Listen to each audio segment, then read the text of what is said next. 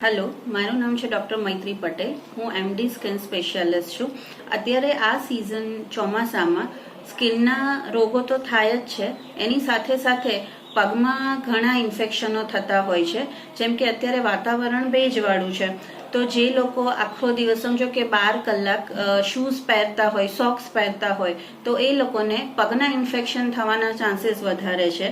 જેમ કે મેઇન છે ફંગલ ઇન્ફેક્શન, કે આખો દિવસ આપણે સોક્સ પહેરીએ છીએ, એમાં પરસેવો થાય છે, પ્લસ ભેજવાળું વાતાવરણ છે, સોક્સ સરખા સુકાયા નથી, અને એમાંથી તમારા શૂઝમાંથી પણ દુર્ગંધ આવતી હોય, તો એના લીધે ફૂગના ઇન્ફેક્શન થવાના ચાન્સીસ રહે છે.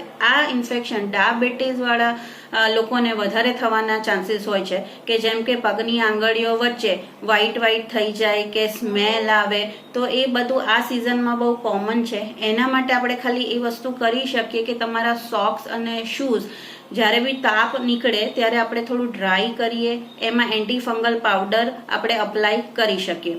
બીજું કે બેક્ટેરિયલ ઇન્ફેક્શન પણ બહુ કોમન છે, કે આપણે વારે ઘડી આપણા પગ પાણીના ખાબોચિયામાં પડતા હોય કે વરસાદમાં ભીના થયા હોય ને જો આપણો કોઈ ઘાવ ખુલ્લો હોય તો ત્યાં બેક્ટેરિયલ ઇન્ફેક્શન પણ થતું હોય છે. તો એના માટે આ ઋતુમાં ખાસ કરીને કાળજી લેવી. પગમાં ઘણા લોકોને ફોલ્લીઓ થાય છે, ખંજવાળ આવે છે, એ પણ આ ઋતુમાં બહુ કોમન છે. કેમ કે જ્યારે બી વરસાદના લીધે આપણા પગ ભીના થાય તો ઘણાને વરસાદના પાણીની પણ એલર્જી હોઈ શકે, તો એના લીધે એમને ત્યાં સૂકું ખરજવું હોય એવી જાતના ખરજવાના પ્રકાર હોય છે કે જે આપણને સ્કિન પ્રોબ્લેમ હોઈ શકે. ફોલ્લીઓ થઈ જાય, ઘણા વખત આપણને ગાર્ડનમાં જતા હોય કે ભીના ઘાસમાં આપણે વોકિંગ કરતા હોય તો આપણને થોડી જીવાત કરડી જાય, તો એના લીધે પણ આપણને સ્કિનના ઇસ્યુ થતા હોય છે.